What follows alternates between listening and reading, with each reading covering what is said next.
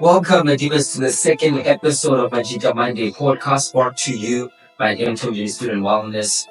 This is a safe space for men to have dialogues about masculinity realities, and like I like to say, masculinity matches, and again, masculinity matters. I am Mr. Kama.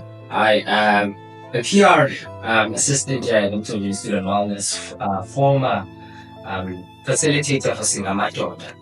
And it's very important, the work I've done previously on redefining positive masculinity, and especially in a space where we're looking at personal development from a counseling point of view, to have a space where we can engage on mental health and related matters, to try and break the stigma, bro. Yeah. But for the first time, I have you. And I want first for people to know your voice, to see your face, and to know that you are the relatable voice on campus. And who is next? I like that relatable voice on campus. Thank you very much. My name is Tina. Also a PR helper, just like we guys from the first episode. There's a whole group of us who are on campus. We are relatable voices on campus. I'm keeping that. I'm not saying that because I was still there. So Tina's my name. I'm a PR helper at Emthonjeni and redefining masculinity. Powerful. When we're speaking about redefining masculinity, there's something I used to say back then. And what I used to say was, if you see a snake and you're not afraid of it, and then you go to the snake and if it's in a residence and you see a snake and you take it and you're not afraid of it and remove it out of the building, that's positive masculinity. If you're afraid of the snake and you also choose to run, like everyone else will be running, that is positive masculinity. Toxic masculinity is going to the snake when you're also afraid of it. Trying to be tough up. But nonetheless, there's some scary statistics that we've been seeing around mental health for men, and I just want you to unpack what you have noticed, what you have learned from the stats, and what are the real stats. In addition to the stats that we discussed last episode, I found one that I think is going to be very important for today's discussion. Last year, the South African Federation for Mental Health, which is basically an institution that monitors mental health related issues around South Africa, reported that in 2019, which was like 5 years ago basically, around 13,774 mental health related deaths were reported. And 79% of those were men. And to me, that was very, very interesting. And I mean, with the first episode, we mentioned that only 6.6% of men actually go for cancer.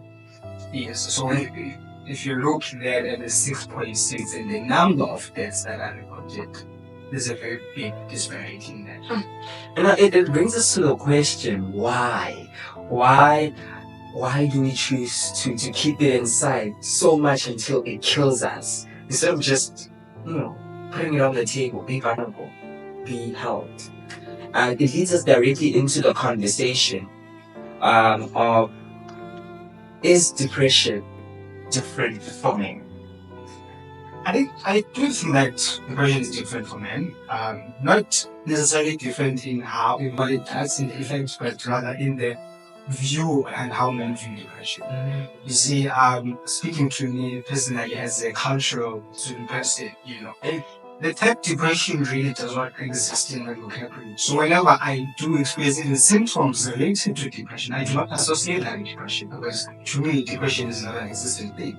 So I think from that perspective of the dissociation with the illness itself, we end up treating the illness differently from everyone. So when you have flu, you are very happy to say flu. But when it comes to depression now, it's you don't call it. Yeah. In my language, we actually do have a word for depression. And it just means suppression of feelings. And someone's like, so continue suppressing it even more. So you have them suppressed and they're affecting you. So they say, suppress them so that you can handle. Yes. And it's a weird thing. Yeah, it's a weird thing because let's look at it like that. Man. Let's say the human bodies are in toxic. You will keep suppressing these emotions within yourself. And emotions are not going to go anywhere. So what happens now when you suppress in the body is food? What do you think is going to happen? Ultimately, what you bring in must also will have consequences within your body outside. And that's what depression is. You have bottled so much within you that now your body is trying to show you that I'm full. I can't take this thing anymore. I need an outlet. So unfortunately, we do not realize that our body is telling us that the emotions that are bottling inside are affecting us in a way and just Powerful. Yeah. Powerful. And I think you answered the question that was in my head. Do men recognize when they're depressed? And I think so often there's a blur line between being a man and recognizing you're depressed. Because oftentimes when you say, hey, I'm handling a lot. I have to be resilient now. They say, you're being a man. Yeah, that's what it means to be a man. But that's not depressed. yeah, that is very interesting because it brings in what you guys discussed in the first episode on the communication part. Because how we communicate as men, I think it's important to change the language we use in communicating with men. Because that whole thing of what an ideal man is creates this issue that we have around depression. Similar with the conversation you're going to have after this, where we ask is masculinity and how can they coexist. But the important that we understand that masculinity cannot be removed from mental illnesses because they're there. We've seen it. The science tell us that guys, men particularly, are type of mental illness. So we're going to shy away from the conversation. True. I mean, if you look at it from an academic space, there is the 7 dimensions of well-being, and one of them is mental. So you always have a mental well-being, and and I say this thing is like money, bro. When you have money, if you have like a good well-being, you still want more money. And the same way, if you must always aspire for your mental health to be better, but unfortunately we have terrible coping mechanisms. I just want to know from you, how do men cope with the lows in life? I mean, with men specifically, we don't tend to cope in the healthy form of coping because when men are depressed, I think we do not have any positive way of showing that they can choose. Instead, we go towards being moody, angry, irritable, and stuff of that nature. And one thing that we don't even recognize that our mood change is a result of instability in our whole being. Because as you initially said, like as a human, you're not one thing. There are different facets to you, and equally, all of those facets must be provided for. So if when you're focusing on one aspect of your life, the other one is suffering, you will not recognize that because you're not looking out for it. And when now your moods are changing, you're becoming moody, all of those things, you don't attribute that to any instability within your body. So it's tricky. It's true. Powerful. You know what, now? I'm loving the direction the conversation is taking already. I want to introduce someone into the play who is going to give us insight, expect insight, bring a feminine energy towards it, bring an understanding to it, a powerful element into this. And what I mean by powerful element, I mean, now we're going to get that expect input because we're looking now at a very serious thing, depression. It's not something to be taken very lightly. And I'm going to bring in on board our resident therapist. Sis Babsi, welcome on board. Okay, so how do men show that they are depressed? I think this is a very generalized question, right? Not all men behave the same, but we can talk about what we've noticed in our society. In particular, that people who are more rational tend to be more expressive with their emotions and not in the most healthiest of ways. So they can either use anger as a more expressive emotion to deal with any deep sadness that they may be coping with. Is that Yes, you touched it very well for us. You know, so this perfectly leads us into the conversation or the question rather that says, does the idea of of a man, the ideal concept of a man and their role, how does that influence how they deal with depression? I have an opinion, you know, but I first want to get from you what yes, a very strong opinion. But I just want to get first from you. How does this idea of what a man is influence how they deal with depression? I suppose it limits the amount of or the kind of emotions they can use to express what's happening to them internally. And that may have effects that are somatic, so physical manifestations of what's happening. You could get physically ill. It could affect other areas of your life, as it does. We also need to be mindful that depression, we can't just self-diagnose, right? Differentiating between depressive symptoms and depression. Those things are not the same. Yeah. Powerful. You know, the other day, someone said to me that masculinity is a performance. And it was very interesting. And they say masculinity is a performance and it is validated by external factors. For example, power, success, and the roles of a man. And so oftentimes, for any man to feel like they validated in their masculinity, to feel like I am a man, it's if they have some form of power over something. And oftentimes, when one cannot acquire it through other means, they try to acquire it in relationships. You know, they so they validate it by external things, be it fancy, having muscles, a fancy car, all of those things. Then they say, yeah, I am a man now Because I am this stuff. because I am these things. External validation. I think there's an element of truth in that, actually. Because if you look at, even historically, what made men to become the men amongst men was hunting the most dangerous of things. So if I was able to hunt and bring back a dead lion in return, I get more praise because of that. It's not necessarily my praise that makes me feel like a man, but people praising me that makes me feel, wow, I'm actually a man. So I do think that that's how, at a certain level, there is a lot of performance in it. And I do also think that that performance aspect of it is also a factor that influences how we deal with depression. Because once I don't get that from the people I'm expecting it from, then I wonder, am I a man? Those questions that will start coming when I'm able to say, but I should get praises. Am I a man? Am I a man enough? Because now I can afford this, I cannot do that, I cannot do that, I'm making that, I'm making that. So there is some truth in it, man. Because as men, everything we do for, okay, let me say, Yeah. most of the things we do, it's not for us. Yeah. It's for other people to see that I did it. It's true. Yeah. So, yeah. So is that like saying then something happening with your mood is actually influencing your identity, not just your feelings? Okay. You know, an interesting take on that. So this way now leads to where if masculinity is a performance and it's validated by external things like power, success, and the roles of a man. So when one you recognize that you're depressed, you recognize that there's something that's not well with you. You know, you're overwhelmed, and you attempt to go reach out for help. When you do that, when you reach out for help, this is what now happens. It feels like you are retiring your power.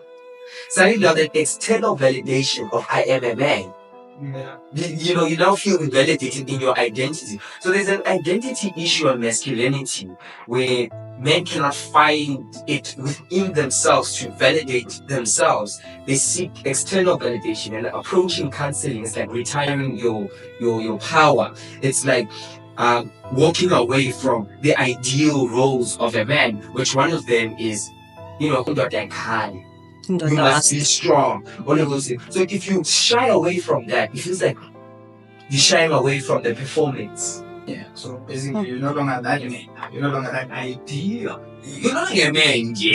So I do agree with that a lot. And we see that a lot, especially in black communities, where culture plays a very big role. That thing, it's cliche as it sounds. They can't. it has a very, very serious effect. Because not like Harley, man, we embody that thing to the best. Like, if we go embody that thing, we embody it to such an extent that it becomes detrimental to our own health. You know, that can't. There's a little culture that it's very big. It's very big. But doesn't it also create a barrier between the person and like treatment or help? It creates a barrier, I would lie, but we don't realize that. And I think that's what this space is about. To say that it's fine to be in order, to God. So that's what we try to change with that. But it is a barrier because once you say that I kindly and then you try to overwhelm and move forward, that ideal man is no longer there. So it's a barrier. Shoot. And yeah, what we're talking about is so powerful and so profound. I mean, they need so much time for us to unpack it and, go through it. But another question I have, since we're looking at is depression different for men? What is depression for men? And all of that. It comes down to, you spoke about symptoms of depression. So then that's the question. Are there symptoms that exist in men that don't exist in women? Not necessarily, no. Right, this is about a mood, an imbalance in your body that's causing a mood disorder. But sometimes you may not even have severe symptoms, right? It may start off as sadness, latent sadness, and you start noticing changes in how you're functioning in different spaces or areas in your life. I suppose because we operate in different areas of life as men and women, that's where the difference comes in. Powerful. So how does strength look like when it comes to mental health? How do I? Yeah, hey, I think the question it's open-ended. Well, I think the first thing that came into my mind was the word strength is not one I would use. I would use what does functioning look like? Because strength has its own undertones, right? So what does a healthy functioning man look like? Because that doesn't necessarily mean that they can take everything on. They may just have different ways to. They're more what's the word I'm looking for? Well versed in different things, so they can access a variety of solutions to their problem, not just utilizing one. But that's just how I view it. And disclaimer, I'm not a man. So yeah, ask a man. But this is, we're going to open that segment of Ask a Man. Right now, you can send through your voice note. The question that we are posing to everyone is, what do men think about depression? And then second to that is, what do I do when I'm sad? There's very weird things I do when I'm sad. Yeah, another thing maybe about the they are very unhealthy. And I think I need to find healthier ways to deal with sadness and depression. But you use the word healthy and not stronger ways. Can you see the difference? Okay. Why is that? Why did you use the word healthy? Because very, very interesting. The reason I'm saying healthy is because the patterns I have are unhealthy, but somehow I consider them to give me some form of strength. So a health is not a judgment on you. It's a assessment of what's happening with your body, right? So if you have the flu, I think somebody said something about the flu, and the doctor says you need to take this medication. You're not judging yourself. Oh my goodness, I'm so weak for having the flu. But it's different for mental health because of the stigma.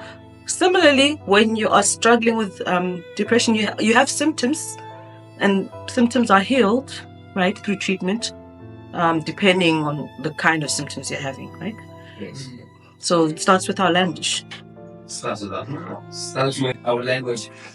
Let's hear what language the brothers speak. Majibas, the question to you is, what do men think about depression, and what do I do when I am sad?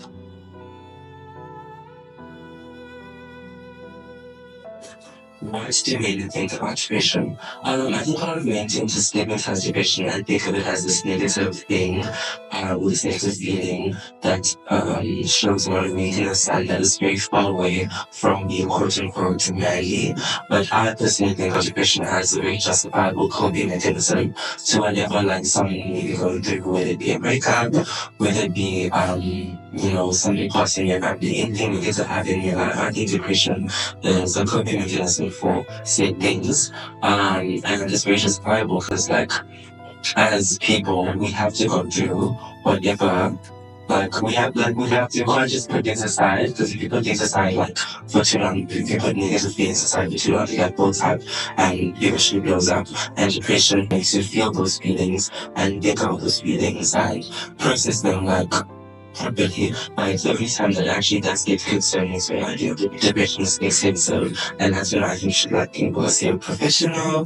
That's what I think about depression. Powerful. There's a couple of things already.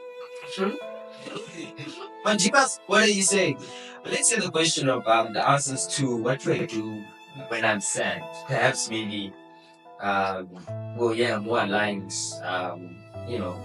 ideas, and then we can respond to that. Reflect. What do I do when I feel sad? What do I do when I feel sad? With no need to want to do things. Draw or listen to music.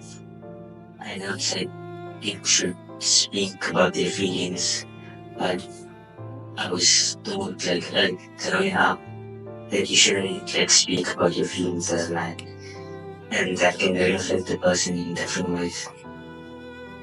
Sure. You know, I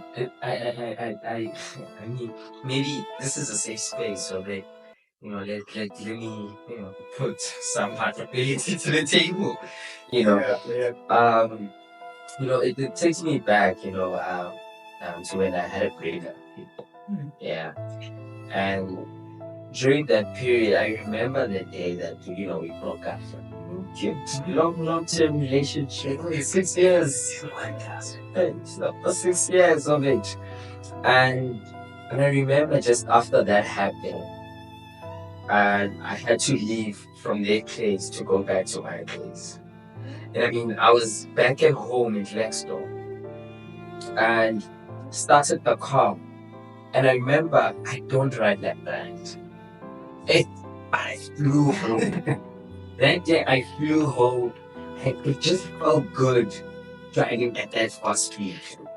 It just felt good. It felt like by driving that fast, I'm running away from the pain. I felt like, I'm driving so fast that the pain won't catch up with me. And even on that same time, when I got home, I immediately felt like, I can't stay here. And immediately that day, I decided I'm leaving. I'm going out of the country.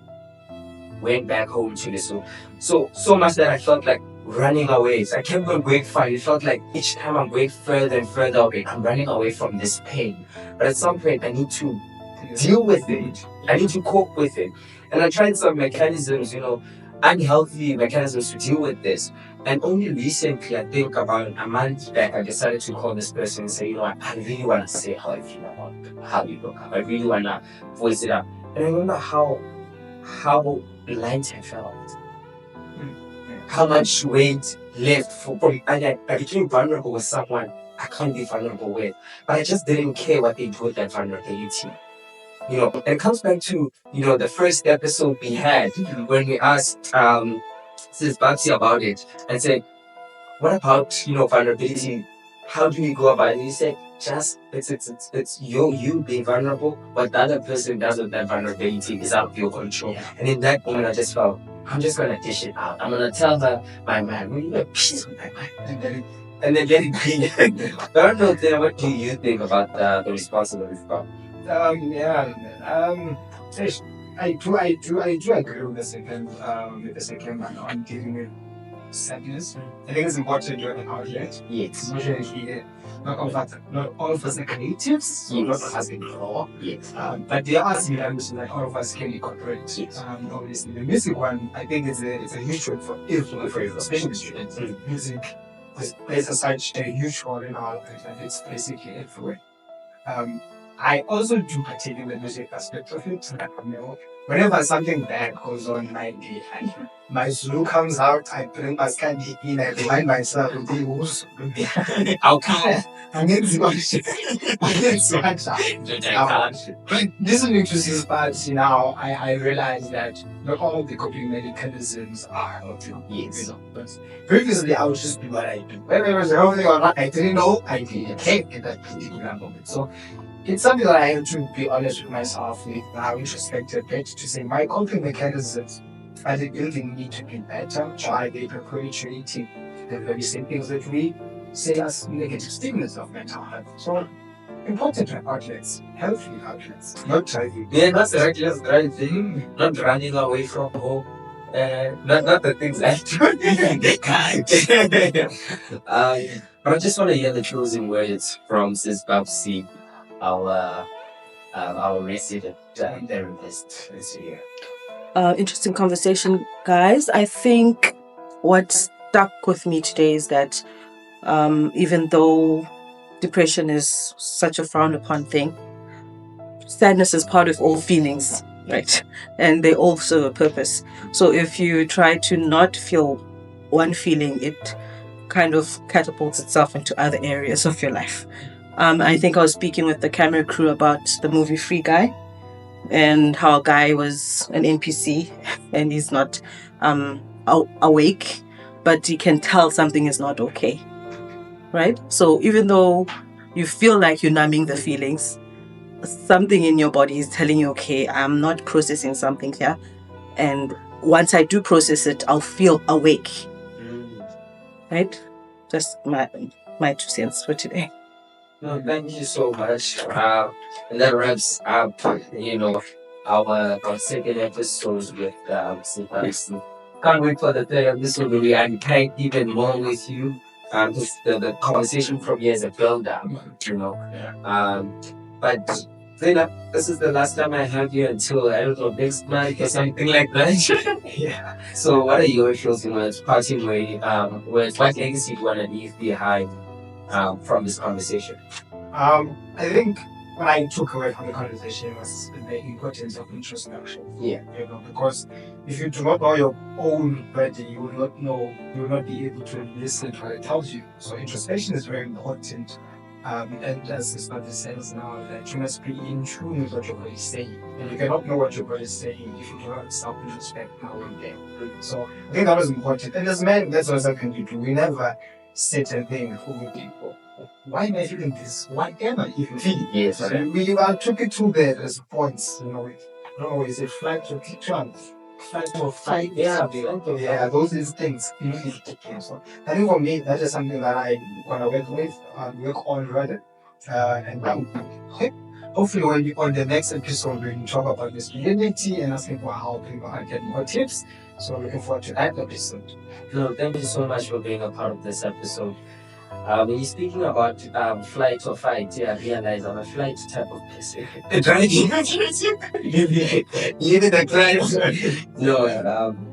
So, but the conversation was very interesting today.